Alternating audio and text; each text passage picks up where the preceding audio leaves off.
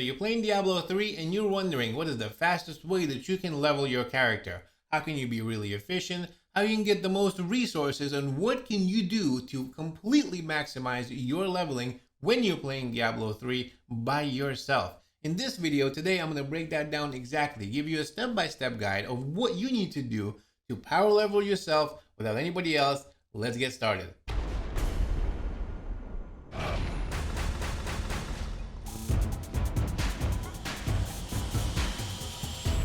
Good morning, good afternoon, and good evening, ladies and gentlemen. My name is Captain Nemo. Welcome to another Diablo video. Today, we're going to be talking about leveling in Diablo 3 by yourself. That's right, solo leveling guide. I'm super excited to do this. Remember, this video is chaptered, so you can skip around anytime you like via those chapters. While you're down there, smash the like button, hit the subscribe, stay tuned for the latest Diablo 3, Diablo Immortal, Diablo 4 content. We have all kinds of stuff like the Immortal Podcast, a show that I host with my friend Echo Gaming. It's every other Sunday, and it talks about all things Diablo Immortal. I'll link the first episode for you up top if you want to check that out. So let's get to the first thing. What do you need to do? The first thing that you need to do if you want to start leveling yourself the best possible way.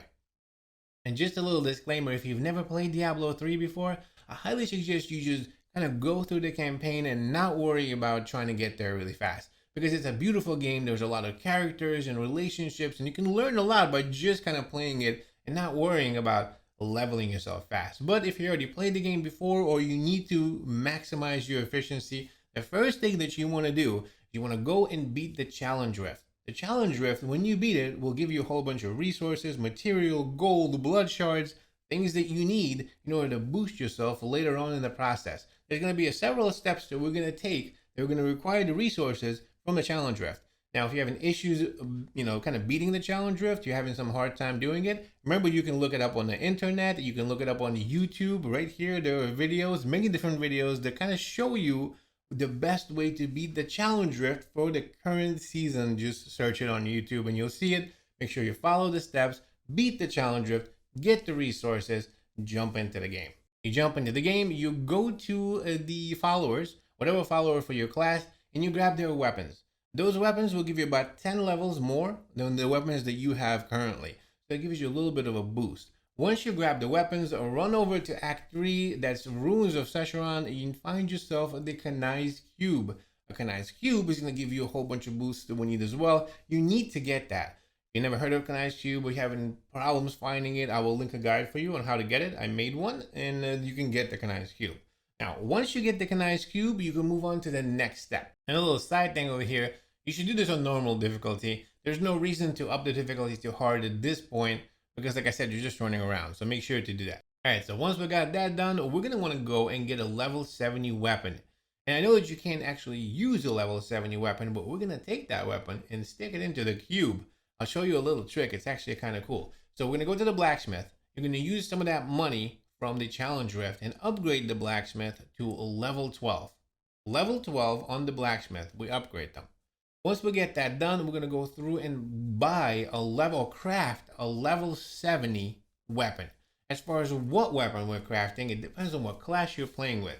If you're playing with a barbarian, it's going to be a two-handed mighty weapon. For a crusader, we're going to do a one-handed flail. For a demon hunter, it's going to be a dagger. If you're a monk, it's a daibo. If you're a necro, it's a two-handed scythe. If you're a witch doctor, you're going to want to go for a ceremonial knife. And if you're a wizard, it's going to be a wand.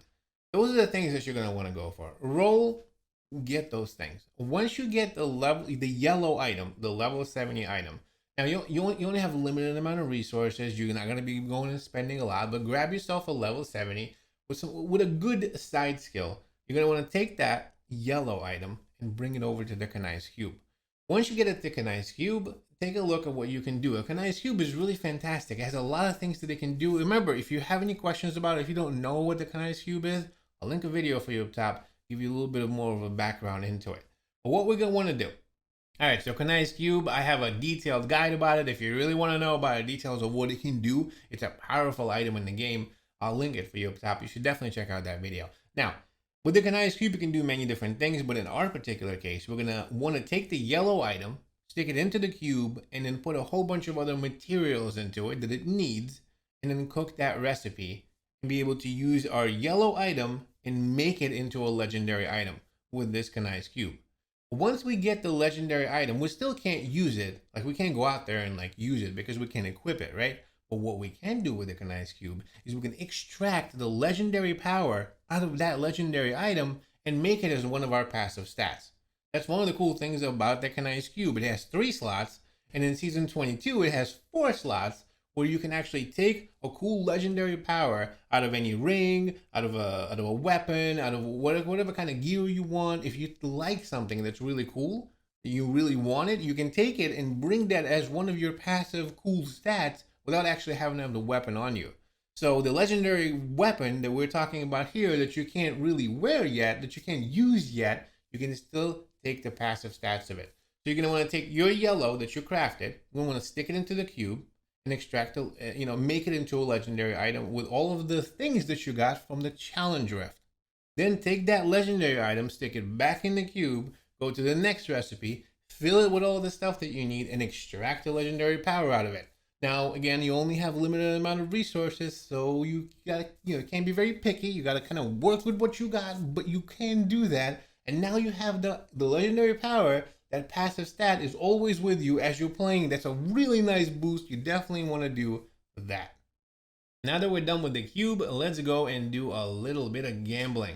That's right. We're going to go visit Kadala in town, and the blood shards that we got from the challenge rift, we're going to want to use some of those and hopefully get ourselves some items that we can equip ourselves with. Not weapons, but items. Now, if you're a barbarian, you're going to want to go for bracers.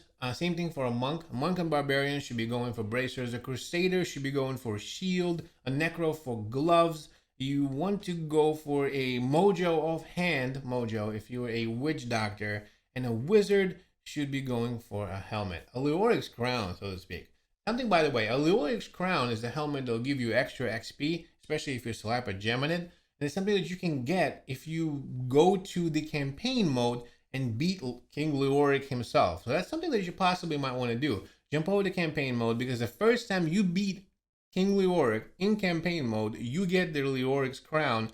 And if you didn't roll, if you don't have enough blood shards to get any of those cool items, legendaries and things that you can use specifically for your class, like bracers for the barbarian or the monk, a shield for a crusader, like we said, a necromancer will get gloves, right? Because they're specific legendary item gloves that give them stats that you need. Or for a witch doctor, a mojo offhand would be something that you want to get. There's because some really cool legendary ones that give you specific class specific abilities that you can use to kind of up your game a little bit.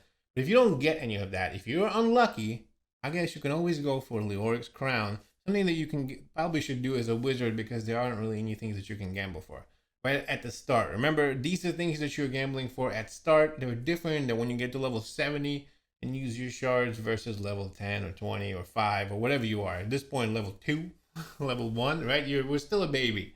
So we're going to want to make sure that we get those things. All right, so now that you did all that, we did the Kanai's cube, we gambled, hopefully you got lucky, we're ready to go. Turn the difficulty to hard and go to Act 1. In Act 1, start clearing things, start destroying things, start blasting things, slay demons, take no names, destroy everybody. Go to really high density areas, kill monsters and mobs, and if you can actually chain kill them, something called like a massacre bonus, where you can continually kill and kill and kill and kill. There's a little thing down the bottom that pops up. If you keep that up, it gives you a little bit more XP. Just basically what you want to do really is just have fun. Go in there and just blast through Act 1. It's the best one to get. At level 7, you're going to want to jump back to town, and there's a vendor. This vendor will appear right there in town, and you're going to want to buy a ring, 2 rings that you can get from this vendor that you can equip on yourself. Remember what you want to go for, the stats that you're going to want to roll, or its damage.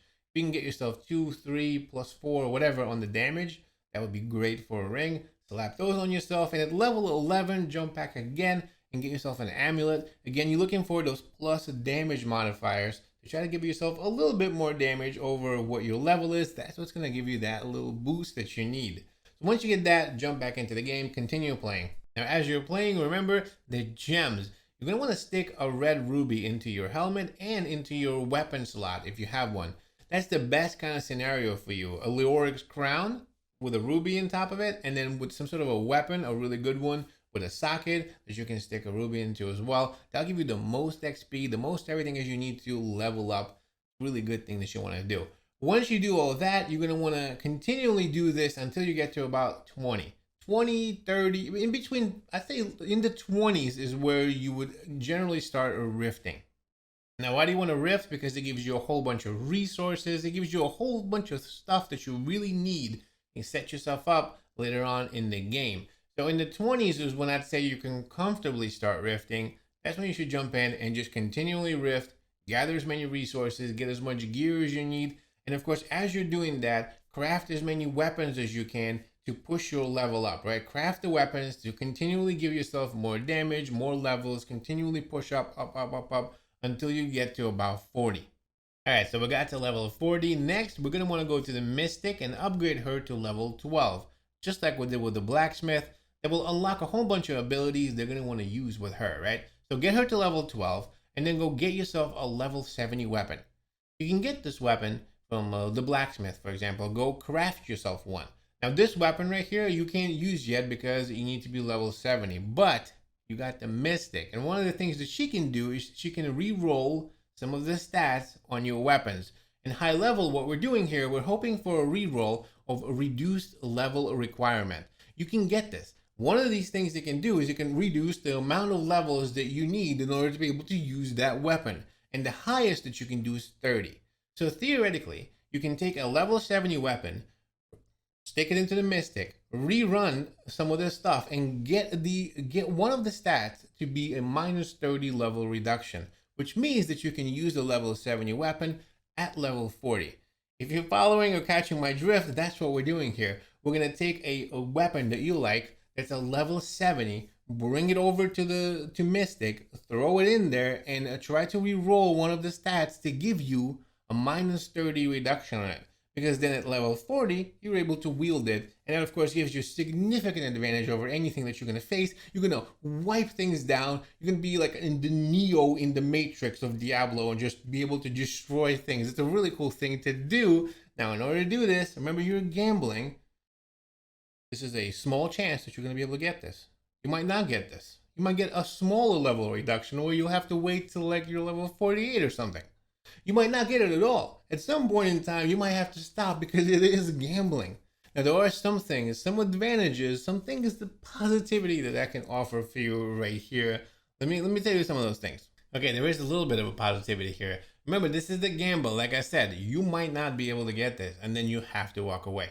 But some of the weapons that will give you the best chance of possibly rolling these reduced level requirements, if you look at the weapons, if you look at their abilities, the primary ability of life per hit and a secondary ability of crowd control, if you see any of those, you have the most chance really of getting the reduced level requirements on those. So primary ability of life per hit and a secondary ability of crowd control on any weapon that you're going to be using will give you just a little bit more, just a higher percentage of getting this re-roll on the level requirement. So I highly suggest trying to re-roll those, but remember, it depends how much resources you have, how much time you have, because at some point in time, like I said, it'd probably be easier just to play the game and level up versus trying to do this. But if you can, and you're lucky, from the start, you can jump in there, get the level 70 weapon, re-roll, get a 30 level down on it, and at 40 be able to use that. That's a really nice trick, and that will get you really ready for the next step. And once you get all of those things completed, you are ready to start pushing rifts non-stop and pushing their higher and higher difficulties. Remember, as you start clearing these rifts, you're going to get a whole bunch of materials and resources and things that you need to continually craft weapons to get yourself higher and higher stats. Slowly, as you pick up all of this stuff, gather materials, get yourself the gems that you need, and also push yourself until you can start getting to higher and higher rifts. Push the rifts up, you will get to level 70, no problem, very, very fast. That's how I level up my character whenever I play Season by myself. Now, there are other ways of doing this, just to kind of cover really quickly, something that I don't want to do, but there are other ways. Like, for example, you could just power level yourself, right? If you have a friend, you can jump in and have them power level you within a matter of minutes, really. But that will require a high level friend. And at the start of a season, everybody starts playing, there aren't really that many high level players. I'm sure you won't have any friends that'll be ready as soon as you start playing. So if you just started the season, I mean, it's going to be pretty difficult to find someone to power level you. If you are already playing it, maybe something you can do. That is power leveling. I actually made a guide on that as well. Link it up top for you if you're interested. There are also unfun ways of doing leveling faster. Something that I didn't mention in this video because, well, they're unfun and I don't want to do them. But some people, I mean, might. Like, for example, there is I believe they're called the cleaver method, where you go and there's in one place, specific one place in Act 3, there's these little cleavers that go up and down. And if you can run back and forth, there's a mob of people, they'll just chase you. It's very difficult. It's super unfun. You die a bunch of times, but you can jump back and forth and the cleavers will kill them versus you. So if you do this a bunch of times, it gives you like a leveling ability, right? You can move up pretty fast by just going back and forth and having the cleavers do the work for you versus you having to do it. It's just not fun. Yeah, you can level up fast, but you don't even get the gear or the materials. I don't like it. I mean, what's the point? The other thing you can do, you can also do the cursed chest farming. That's also not fun. It requires a lot of skill. You can jump in, find some cursed chests, get them, and just continually do that. Again, not fun, but will level you faster. And then the last one is the massacre bonuses. You can run around and just do massacre bonuses because chaining your kills will give you basically an XP boost, an XP bonus. And if you find areas that are high density with a whole bunch of mobs and places you can just clear and clear and clear, you can chain your massacres non-stop, get lots of XP, be able to level up a bit faster that way. So those are 3 ways, in my opinion, that are not fun. This is why I prefer this. This kind of gives you the most efficiency while keeping things super fun, allowing you to level fast and continually, you'll get to the Hadrix gift, get yourself the set that you want, get yourself to be super OP, like an absolute boss. I hope you enjoyed this video. Thank you so much for watching. Check out this one while you're here, and I'll see you there.